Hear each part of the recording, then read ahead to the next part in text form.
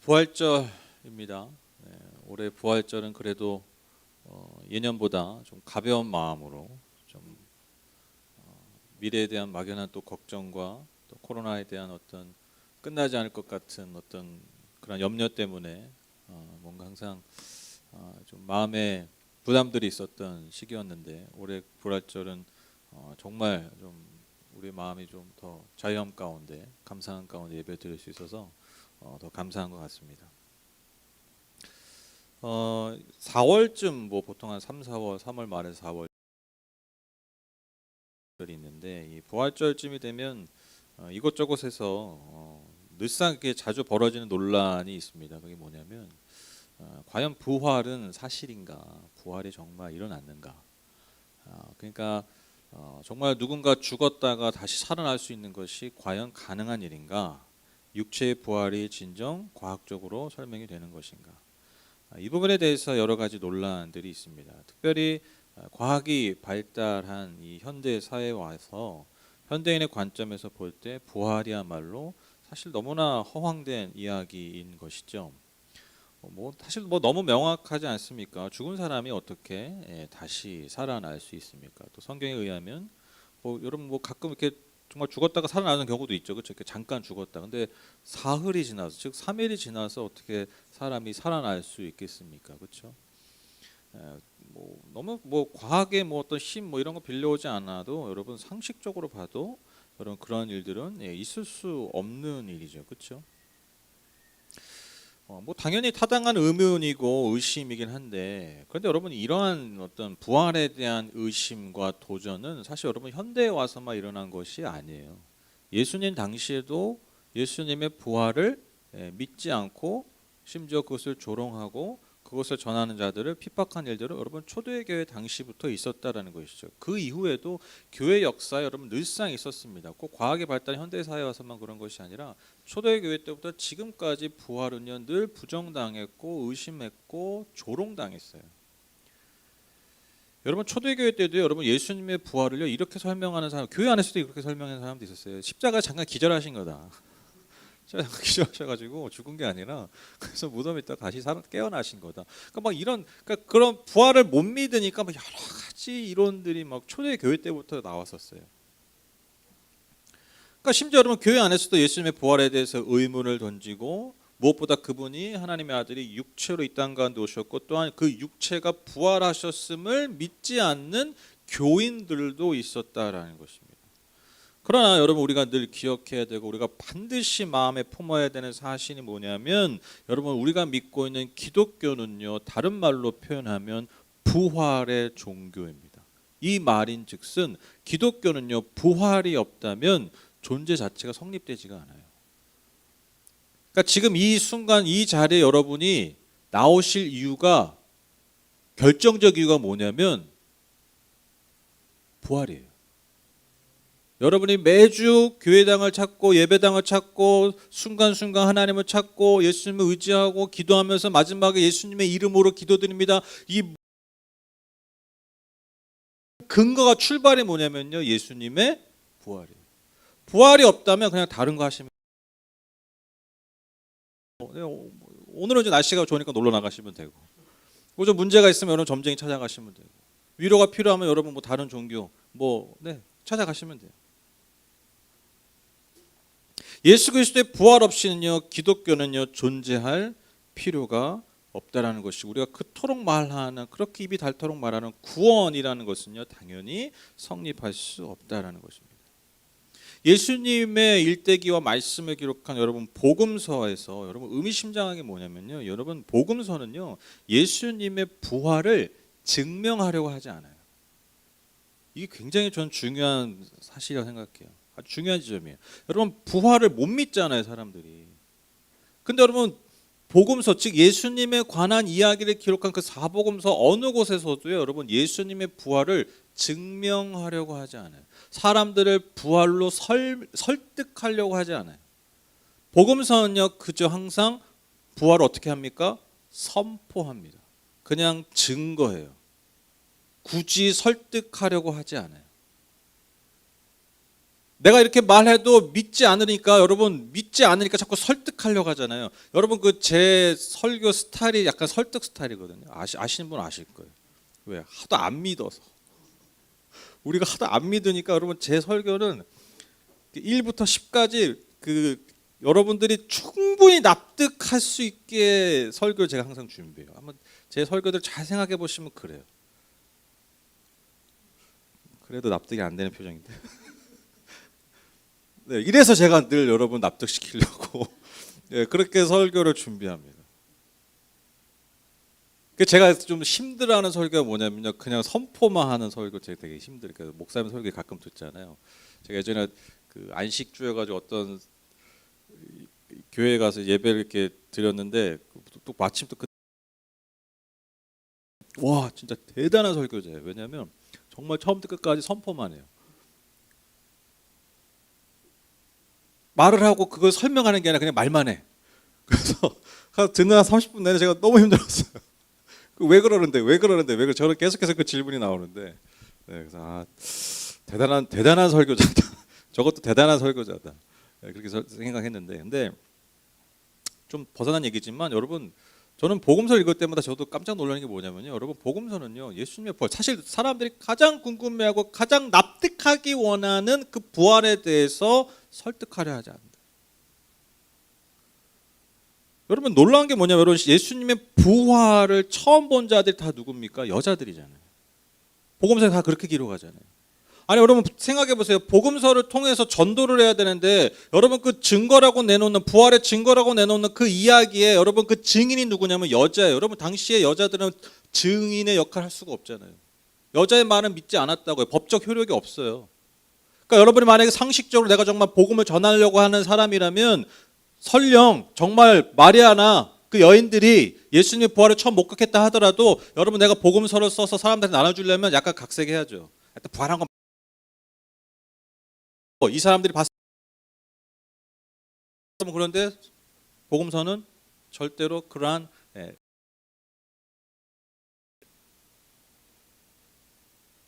무슨 의미입니까? 그냥 증언한 거예요. 그들이 경험한 대로, 그들이 본 대로. 근데 여러분 놀라운 게 뭡니까? 그게 복음의 능력이에요. 인간을 리터치하지 않아, 다시 재가공하지 않아. 그저 증거한 그 복음의 증거, 그 부활의 사실이 그렇기 때문에 능력 있게 여러분 세상 가운데 전해질 수 있었다라는 것입니다. 다시 말씀드립니다. 성경은 부활을 증명하려 하지 않습니다. 믿어달라 애원하지 않습니다. 부활은 그저 증언되고 선포되고 있습니다. 여러분 오늘 읽은 본문에서 바울도요 예수 그리스도의 부활을 분명하게 선포합니다. 그리고 나아가 고린도 교회 안에 특별히 육체의 부활을 믿지 않는 자들에게 그 부활의 사실성과 그 의미들을 아주 분명하게 설명해 주고 있습니다. 왜냐하면 여러분 당시 고린도 교회는요 헬라 철학, 그리스 철학의 영향을 많이 받아서 육체를 경멸의 대상으로 여기고 있었어요. 그러다 보니까 여러분 뭐만 사모합니까? 영적인 은사. 그러니까 영적인 것만을 사모하는 거예요. 육적인 것은요 아주 경멸하는 거예요. 그러니까 여러분 고린도 교회 성도들이 믿기 어려운 게 뭐예요? 좀 거부하는 게 뭐예요? 터부시하는 게 뭐예요? 뭔가 육체에 관련된 거. 예수님의 육신의 어떤 현현. 그리고 예수님의 육체의 부활. 그리고 우리가 육체로 부활한다. 이게 너무 싫은 거예요. 너무 좀 소위 말해서 수준이 떨어지는 거예요. 왜냐면 당시 헬라 철학, 그리스 철학에 하면 여러분 육적인 건요 안 좋은 거거든요. 악한 거거든요. 경멸의 대상이거든요. 그러니까 고상한 영적인 것만을 원하는 그 고린도 교회 성도들에게 바울이 분명하게 예수 그리스도의 육체의 부활 그리고 성도들도 그 예수 그리스도와 함께 육체로 부활할 것이다 라고 분명하게 선포하고 있다라는 것입니다. 3절과 5절에서 바울은요 그가 전해받고 그리고 고린도 교회에 전한 복음의 핵심의 메시지 4가지를 언급하고 있어요. 3절 보시면 나도 전해받은 중요한 것을 여러분에게 전해드렸습니다. 그것은 곧 그리스도께서 성경대로 우리 죄를 위하여 죽으셨다는 것과 첫 번째 복음의 메시지가 뭐였어요? 첫 번째가 그리스도께서 우리 죄를 위해서 성경대로 죽으셨다. 4절 보시면 두 번째로 무덤에 묻히셨다는 것과 성경대로 사흘날에 살아나셨다. 두 번째가 뭡니까? 묻히셨다. 무덤에 묻히셨다. 분명히 묻히셨다라는 거예요. 그러니까 죽음의 완전함, 죽음의 완결성을 의미하는 거예요. 기절 아닙니다. 잠깐 뭐 혼이 나갔다고 들어오고 뭐 이런 거 아니에요. 분명히 죽으셨다. 죽음의 완결. 그러나 성경대로 다시 살아나셨다. 즉 부활하셨다라는 거예요. 이어진 5절 8절입니다. 게바에게 나타나시고 다음에 12제자에게 나타나셨다고 하는 것입니다. 그 후에 그리스도께서는 한 번에 500명이 넘는 형제자매들에게 나타나셨는데 그 가운데 더러는 세상을 떠났지만 대다수는 지금도 살아 있습니다. 다음에 야곱에게 나타나시고 그 다음에 모든 사도들에게 나타나셨습니다. 그런데 맨 나중에 다리 차지 못하여 난 자와 같은 나에게도 나타나셨습니다. 제자들, 사도들, 그리고 바울인 자신에게도 예수님께서 분명하게 나타나셨다. 어떻게 나타나셨다고요? 꿈속에, 지난번 내 꿈에 나타나신 게 아니에요. 뭐 머리에 링 달고 나타나신 게 아니에요. 정말 그 육체를 그대로 가지고, 즉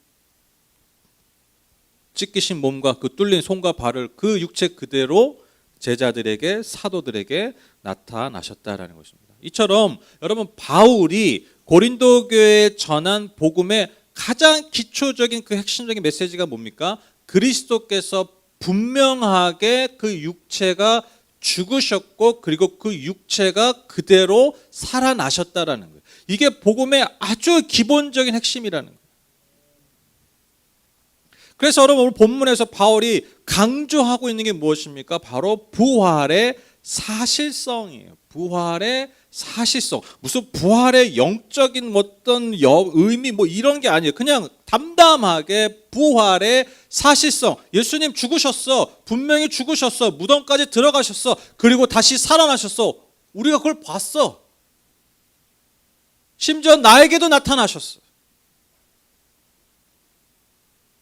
이게 여러분 복음의 핵심이에요. 그러니까 이거 없이는요, 무슨 거기에다가 거창한 의미를 붙이고 거창한 어떤 영적인 것을 추구하고 심지어 거창한 영적인 어떤 경험을 한다고 해도 이 분명한 사실, 예수 그리스도의 죽음과 그 육체의 부활을 믿지 않는다면 여러분, 그것은 복음을 믿지 않는 거예요.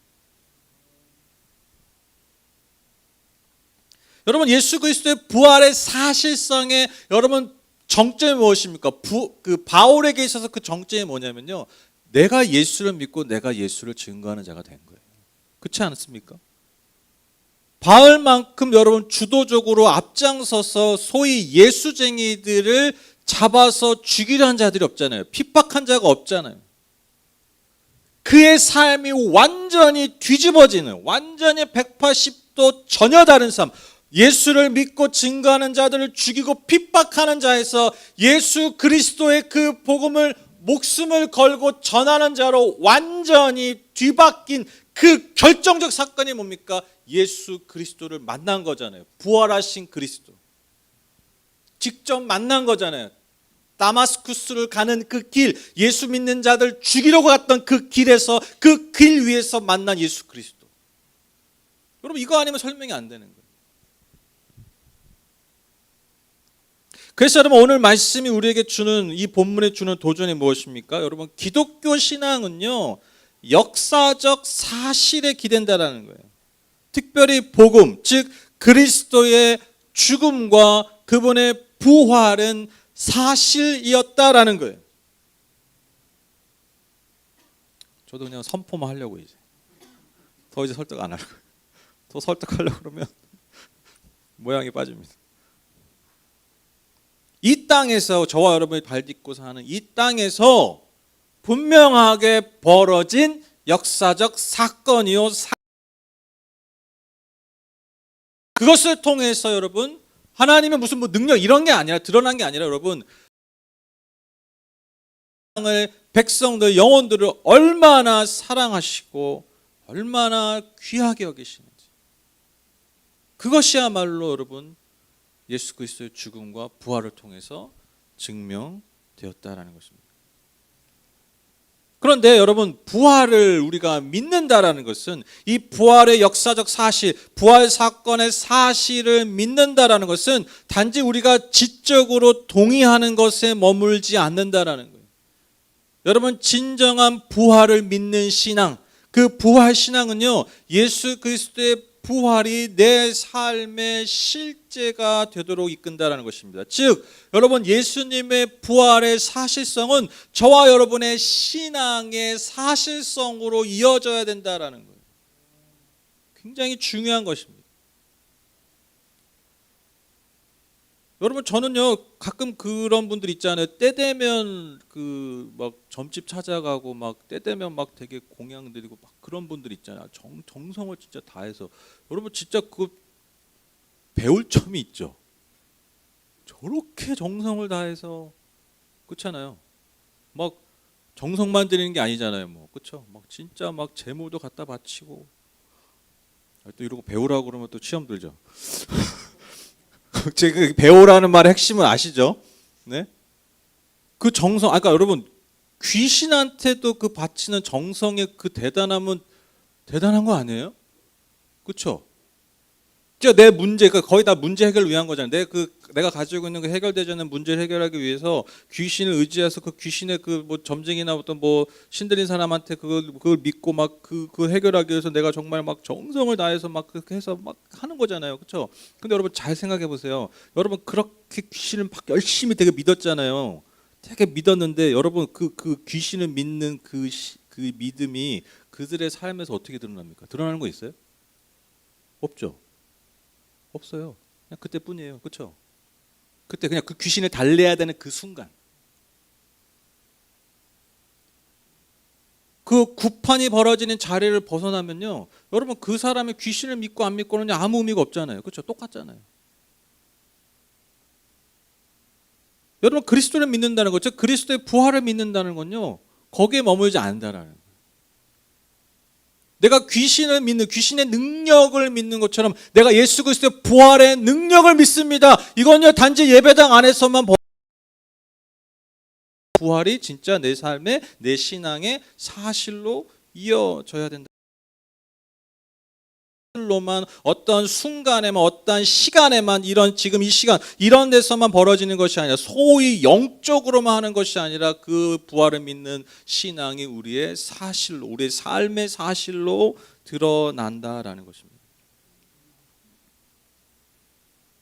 여러분 우리가 삶의 어려움과 고난의 직면에서 예수님의 부활의 능력이 우리의 삶에 능력되게 해달라고 여러분 간구하지 않습니까? 그렇죠? 그렇죠? 그 부활의 능력 예수님께서 그 어둠과 죽음을 이기시고 역전하신 것처럼 하나님 우리의 삶 가운데서 내 삶의 어둠과 문제가 부활처럼 역전되는 역사가 일어나게 해주십시오. 여러분 우리가 그렇게 기도하고 소망하지 않습니까? 그런데 여러분 잘 생각해 보셔야 돼요. 이게 소위 말하는 부활신앙인가? 그냥 다 이겨버리는 거. 졌다가 다 이겨버리는 거. 지고 있다가 이겨버리는 거. 역전하는 거.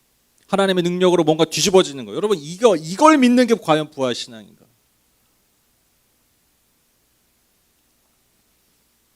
저도 지난주에 이 부활의 능력을 얼마나 소망했는지 몰라요. 아시죠?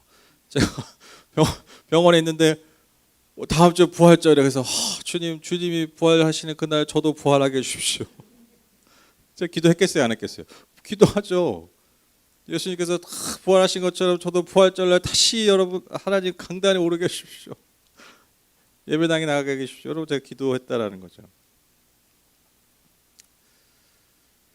제가 여러분 간 아시죠? 간. 이 소화 역할도 하고 또 신체 어떤 중요한 대사들을 하는 그 간의 역할인데 그 간에서 담즙이라는 게 나와요. 담즙. 그 효소 그 역할을 하는 그 액체죠. 그 담즙이 저장되는 게 담낭이라고 그래요. 담낭. 저장 창고라고 생각하시면 돼요. 담즙을 저장하는 저장 창고. 담즙을 만들어내는 게 아니라 그 담즙을 저장 창고예요. 근데 이 담낭에 돌이 잘 생깁니다. 뭐 돌이 여러 개인 사람이 있고 뭐 많은 사람이 있고 돌이 큰 사람이 있는데 저는 이제 돌이 한 개가 있었어요. 예전부터 한 10년 전 정도부터. 근데 이게 가끔 한 1, 2년에 한 번씩 그 담낭에서 담즙이 나와야 되잖아요. 근데 거기에 제가 가지고 있는 돌이 막을 때가 있어요. 이 담즙이 나가야 되는데 돌이 막으면 어떻게 되겠습니까? 그 주머니가 팽창하겠죠. 그 팽창할 때 통증이 어마어마합니다. 진짜 너무너무 아파요. 그거는 해보셔야 알아요. 진짜 뭐 아파요.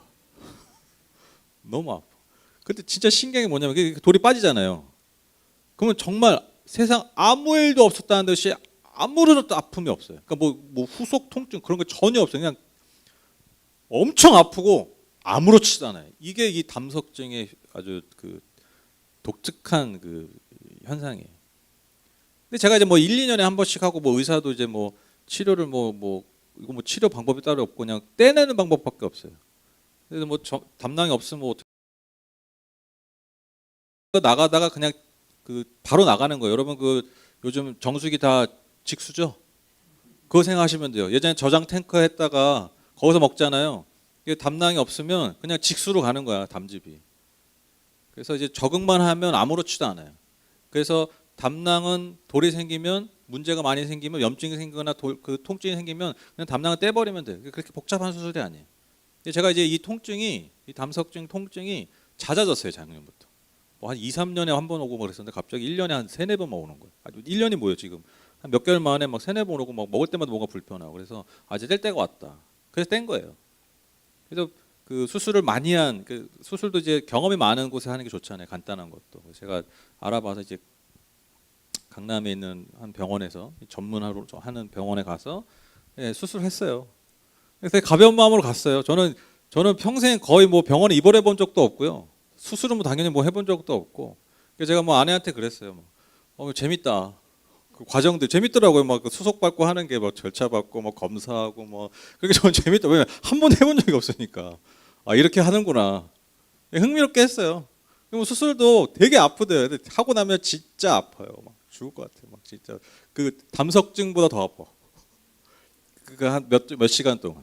왜냐면 장기를 어쨌든 떼버렸으니까. 아니 뭐 이렇게 상처만 나도 뭐 욱신욱신 아픈데 여러분 장기를 떼버렸으니 안 아프겠습니까? 막 진통제 놔주세요. 진통제 놔주세요. 막 그러고 네, 찌질하게 막 그랬는데. 그래서 여러분 2박 3일 이제 입원만 하고 나오면 되는 거였어요. 2박 3일 하고 이제 나와서 물론 이제 좀 힘들긴 하지만 그래도 일상생활이 크게 불편함 없이 할 수 있는 그런 상태가 돼야 되는데 저랑 이제 제가 4인실 있었는데 저랑 이제 같이 대부분 다 수술을 하셨는데 다 이제 회복되고 있는데 저는 이제 이틀째부터 더 아픈 거예요. 갑자기 배가 막 더 아파. 막 배가 막 터질 것 같고 막. 병원도 다 아파요. 다 아프다고 그래. 다 아프다고 죽을 것 같다고 그래. 그리고 나도 다 그중에 똑같은 거예요. 너무 아픈데. 좀만 기다려서 괜찮아질 거라고. 근데 안 괜찮아져. 안 괜찮아. 근데 밤에 자니까 이제 열도 막 계속 더 오르고. 그러니까 이제 간호사분들, 의사분들도 좀 아닌 것 같은 거예요.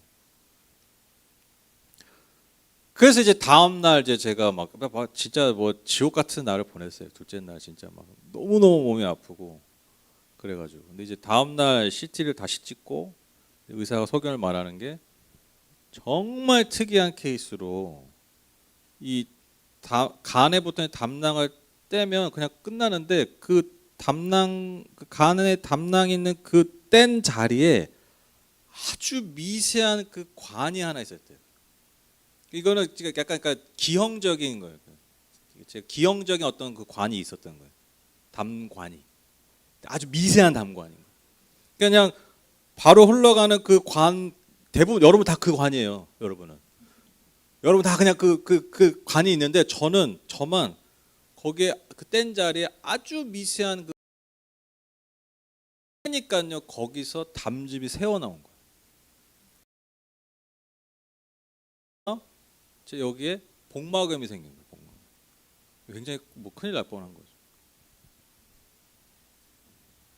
그래서 이걸 이제 다 씻어내고 다시 이제 수술해야 된다. 다시 복강경 다시 해야 된다. 그래서 이제 셋째 날 병실에 있는 분들 다 태어날 때 막 다 약 받고 태어날 때 저는 거기서 끊고 갔다가 다시 수술대 위에 올랐어요.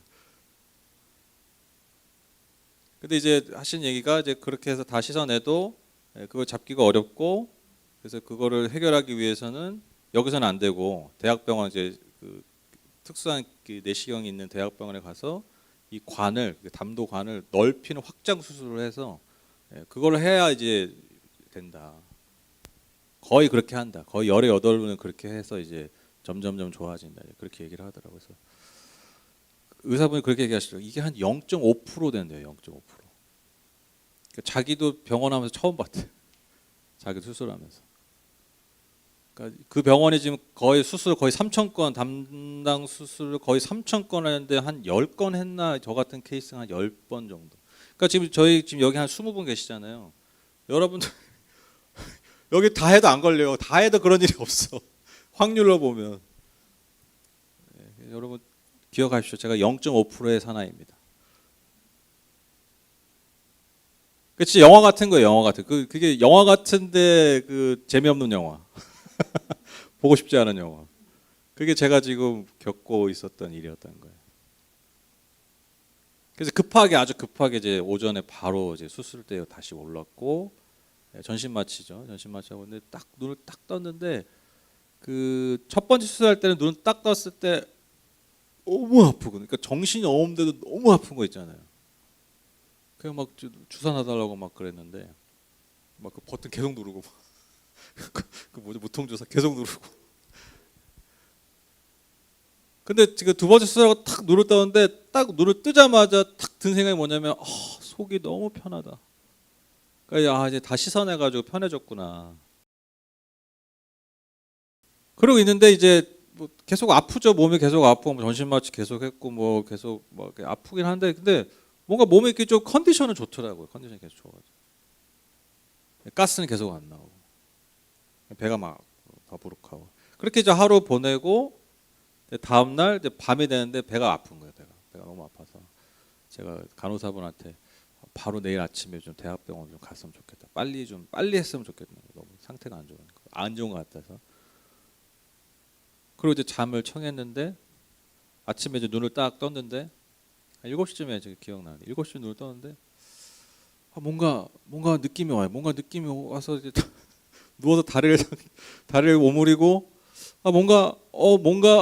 뭔가 하는데 갑자기 네. 네. 뽕은 아니고요.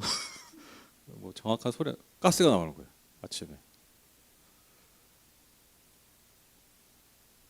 여러분 그 어느 소리보다 아름다운 소리가 그 소리였어요. 정말 그 어느 소리보다 아름답고 그 어느 복된 소식보다 복음. 속이 너무 편하더라고요. 그게 뭐냐면 여러분 가스가 나온다는 게 뭐냐면요. 내 장기가 잘 돌아가고 있다라는 거예요. 그러니까 왜 제가 더 가스가 안 나냐면 그 담즙이 새니까 소화 기능이나 이런 게 다 마비가 되는 거예요. 그게. 그 잠깐 샌다고 그 기능이 다 마비가 되는 거예요. 그러니까 당연히 기능을 못 하니까 장이나 이런 게. 제가 그때 결심했어요. 옆 사람이 방귀 낀다고 뭐라 하지 않을게요. 그 사람이 잘 살고 있다는 증거예요. 그 사람의 장기가 지금 뭔가 잘 돌아가고 있다는 증거예요. 여러분 옆 사람 방귀 낀다고 너무 뭐라고 하지 마세요. 네가 살아있구나. 네가 지금 잘 살고 있구나. 네 속이 지금 잘 돌아가고 있구나. 여러분 그 증거입니다. 그래서 바로 저 이제 병원 갈 준비하고 있는데 이제 의사 선생님이 오시더니 제가 이제 피 검사 아침에 다 하고 했거든요. 근데 결과가 되게 좋았나 봐요. 그러니까 그렇게 안 나올 결과인데 뭔가 안 좋은 수치가 나와야 되는데 결과가 좋다. 그래서 굳이 대학병원까지 안 갈 수도 있을 것 같다. 며칠만 지켜봅시다. 그렇게 얘기하시더라고요. 그래서 원래는 목요일 날 퇴원해야 되는데 월요일 날 퇴원하는 걸로 하고 한 3, 4일 지켜봅시다. 그렇게 된 거예요. 근데 감사하게도 갈수록 좋아졌어요. 그러니까 그때 이후로 그러니까 의사 선생님 하신 얘기가 그렇게 열어서 봐도 그 새는 그게 미세하기 때문에 거의 발견하는 경우가 없대요. 거의 발견하는 경우가 없어서 그냥 다시 이렇게 하고 그 시술을 하고 그렇게 해서 낫는 건데 그걸 봤대요. 어떻게. 그게 발견이 돼서 그걸 꼬맨 거예요. 근데 이게 또 꼬매도 잘 풀어질 수가 있대요. 다시 셀 수가 있대. 근데 그게 잘 어떻게 아문 거예요. 그러니까 한마디로 얘기하면 0.5%의 확률로 그런 희귀한 그 혈관을 가진 사람이 저였고 또 아주 드문 케이스로 그게 잘 잡힌 거예요. 거의 뭐 한 10%의 확률로.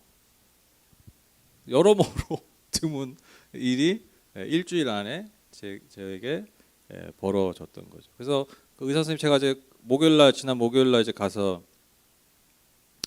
마지막 진료 받았을 때 그분 그런 얘기 하셨어요. 제가 본인이 이 병원 오기 전까지 대학병원에 있었고 수천 건의 이 담당 수술을 보고 같이 하고 뭐 지켜보기도 하고 같이 참여하고 내가 직접 했는데 자기가 수천 건을 했는데 저 같은 케이스 처음 봤대요. 그래서 고생 많았다고. 의사분이 참 좋으셨어요. 그렇게 해서 이제 잘 마무리가 됐습니다. 제가 왜 이 얘기를 굳이 제 개인적인 신상과 관련된 것 같은 이야기를 계속 말씀드리냐면 너무 아팠을 때 그래서 그런 세 가지고 그렇게 됐다라는 걸 사실 딱 알았을 때 제가 뭐 하겠습니까? 엄청 회개했죠. 엄청 회개했죠. 제가 특별히 이렇게 치즈 관련된 거 먹으면 치즈 관련된 거 갑자기 많이 먹으면 아팠거든요. 그러니까 기름진 거 이게 뭐 담즙이 많이 나오니까. 근데 희한하게 저는 고기 뭐 이런 거 먹을 때 안 그랬는데 고기 먹고 뭐 그런 사람 되게 많거든요. 근데 저는 고기는 먹어도 그러지 않았는데 꼭 치즈 뭐 피자를 많이 먹거나 뭐 막 그러면 막 아팠어요. 그리고 병원 가기 며칠 전에도 치즈케이크 좀 많이 먹지도 않았어. 한 반도 안 먹었는데 치즈케이크 먹고 막 새벽부터 막 잠도 못 자고 한 4시간 동안 아파가지고. 그래서 제가 아내한테 저기 병원 가기 전에 딱 그랬어요. 아씨 갔다 와서 치즈케이크 실컷 먹어야지. 치즈케이크 그냥 하나를 먹어야지 커피랑. 막 아플 때. 왜냐면 어떻게 보면 하나님이 저한테 그런 질병을 주신 게 그런 아픔을 주신 게 네가 앞으로 잘 먹고 잘 가려 먹고 몸 관리를 잘하라고 해서 어떻게 보면 제게 허락하신 시간이 저는 믿거든요. 근데 제가 들어가기 전에 한 생각이 뭐예요? 더 많이 먹어야지. 이제 제대로 먹어야지. 이 생각이 들어요. 치즈케이크 시컷 먹어. 이게 생각이 나는 거예요. 제가 아내한테 했던 말이. 엄청 회개했어요. 하나님 맞아요. 하나님 제가 몸 관리하라고 저한테 이런 시간을 주신 건데 수술까지 하게 되는 상황을 주신 건데 수술하고 더 많이 먹어야지 이 생각을 하고 들어갔으니 나올 때 어떤 마음으로 나오겠으며 건강한 몸에 대해서 어떤 삶으로 살겠습니까? 브레이크가 걸린 거죠. 엄청 회개했어요. 제가 이제 병원에서 그 통증 또 두려움이 있잖아요. 이게 뭐 잘 잡힐까 막 그래서 내가 앞으로 일상을 가능할까 그런 걱정이 얼마나 많이 됐겠습니까? 그렇죠? 계속 세면 어떡하지? 계속 뭐 달고 살아야 되나 막 이 빠지는 거. 만약 제가 여러분 시술했으면요 이 배액관이라고 있어요. 그거 2~3달 달고 살아야 된대요. 계속 경과를 봐야 되기 때문에. 제가 목요일날 바로 뺐거든요. 만약에 그 경과가 안 좋으면 그 시술을 하면은 그렇게 살아야 되는 거예요. 2~3개월을. 그런 얘기 하시죠. 와, 그 얘기 듣는데 막 진짜 오싹하더라고요. 와, 이제 큰일 날 뻔했다. 그러니까 막 그런 미래에 대한 어떤 삶에 대한 막 그 두려움 때문에 또 막 그 통증 때문에 막 진짜 지옥 같은 막 나날이 있었는데 마침 이제 다음 주가 이제 부활절이었잖아요. 그래서 저도 모르게 이렇게 기도하는 거 하나님 제게 부활의 은혜를 주십시오. 그래서 제가 부활주일에는 예배당에 설 수 있게 해주세요. 그렇게 기도했는데 여러분 기도 응답됐죠, 그렇죠? 다행히 잘 치료가 돼서 퇴원하고 정말 부활의 은혜를 제가 이 얘기하려고 한 거예요. 이게 부활 신앙입니까?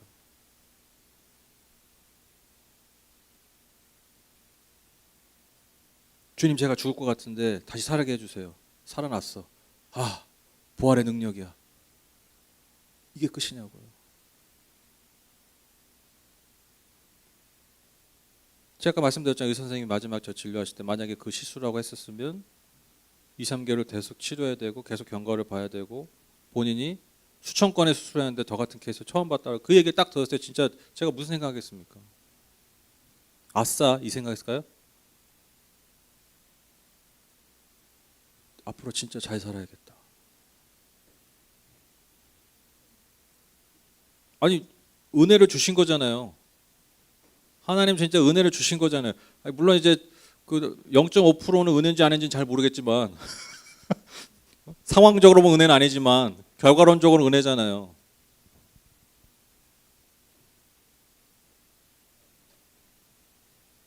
부활의 은혜 주셨으니까요, 여러분. 이게 중요한 거예요. 그 은혜가 그 능력이 제 삶에 계속해서 사실이 되어야 돼요. 내가 이겼습니다. 예수님 때문에 부활의 능력으로 이겼습니다. 승리했습니다. 치료됐습니다. 이겼습니다. 거기서 끝나는 게 아니라, 그 자리에서 끝나는 게 아니라, 그 이김을 주신 주님 앞에 내 믿음이, 내 신앙이 사실이 되어야 되는 거예요. 사실. 내 삶의 자리에서.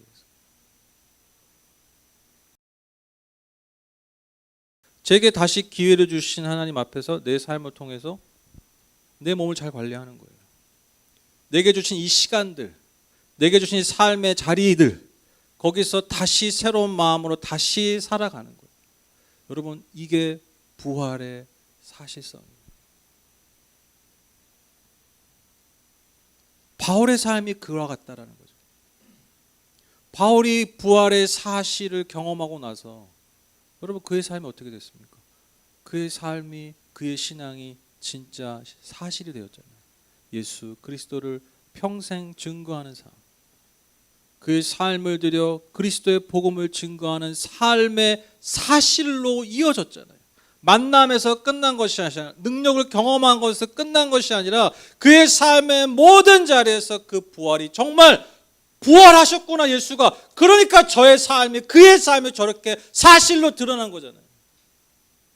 여러분, 이게 부활 신앙이에요. 오늘 바울의 마지막 고백입니다. 그런데 맨 나중에 다리 차지 못하여 난 자와 같은 나에게도 나타나셨습니다. 나는 사도들 가운데서 가장 작은 사도입니다. 나는 사도라고 불릴 만한 자격도 없습니다. 그렇죠. 당연히 그리스도를 핍박했으니까. 그것은 내가 하나님의 교회를 박해했기 때문입니다.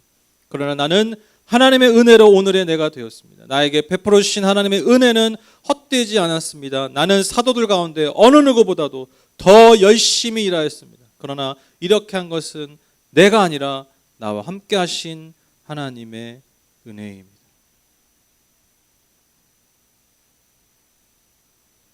이게 앞서 바울이 얘기한 예수 그리스도의 부활의 사실 얘기했잖아요. 사실성 증거했잖아요. 지금 바울의 고백이 뭐예요? 내 삶의 부활의 사실을 고백한 거예요. 어느 누구보다도 나에게 찾아오신, 즉 나에게 부활의 은혜를 주신, 부활의 능력을 경험하게 하신 그분 앞에서 그 은혜를 받은 나에게 내 삶이 그렇게 사실로 드러났습니다.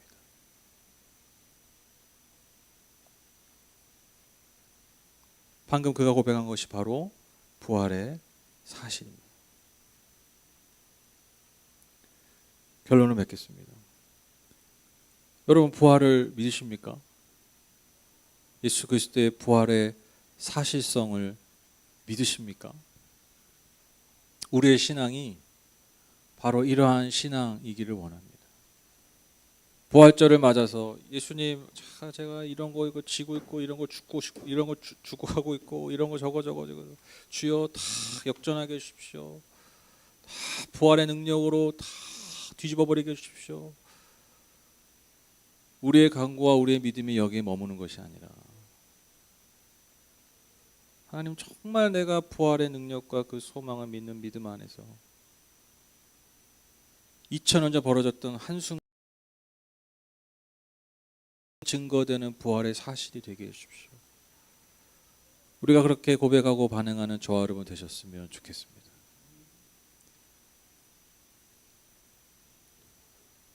사실 이게 염치의 문제이기도 해요. 왜냐하면 여러분 하나님 앞에 구하는 거 다 뭐예요? 여러분 하나님께 구하시는 거 다 뭐예요? 다 어떤 거예요? 다 사실적인 거잖아요. 그렇죠? 여러분 뭐 영적인 것만 구하는 분 계세요? 하나님 저한테 평안만 주시면 돼요. 평안 뭐 저놈이 뭐 하든 저렇게 뭐 하든 뭐 돈이 있고 없든 주님 저에게 흔들리지 않는 편안함을 주십시오. 여러분 이렇게만 기도하는 분이 계세요? 없죠? 여러분 기도 제목도 다 보세요. 다 한번 기도 제목, 여러분 지금까지 기도하신 기도 제목 리스트 다 보세요. 다 아마 다 거의 열의 9은 다 뭡니까? 다 현실, 다 사실적인 거. 지금 당장 내 눈앞에 보이는 거, 만져질 수 있는 거. 여러분 다 우리 그거 구하고 있잖아요. 그렇죠? 우리의 신앙은 그럼 사실, 근데 우리는 신앙의 반응은 다 이렇게 약간 영적으로 하려고 하잖아요. 그렇죠? 이렇게.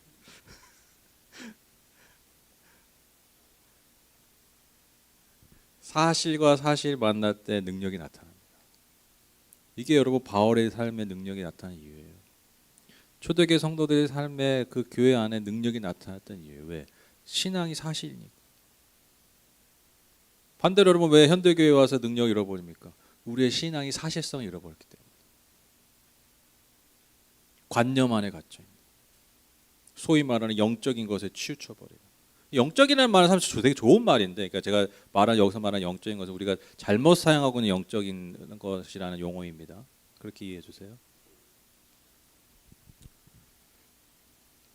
그래서 여러분, 우리가 우리의 주신 몸으로, 예수 그리스도께서 몸으로 부활하신 것처럼 저와 여러분에게 주신 이 몸의 사실을 가지고 주님 앞에 영광이 되는 그 부활을 증거할 수 있는, 그래서 그 부활을 늘 경험하고 그것을 우리가 증거할 수 있는, 선포할 수 있는 저와 여러분, 우리 교회 다 되시기를 주님의 이름으로 축복합니다. 우리 같이 찬양 하나 하고 기도하시죠. 오늘 말씀 기억하면서 하나님, 우리의 삶이 정말 주님 앞에 이 세상 가운데 그 부활의 사실을 증거하는 사실의 신앙 되기 원합니다. 내 간증되기 원합니다. 고백되기 원합니다. 우리 같이 그 마음으로 같이 찬양하시겠습니다.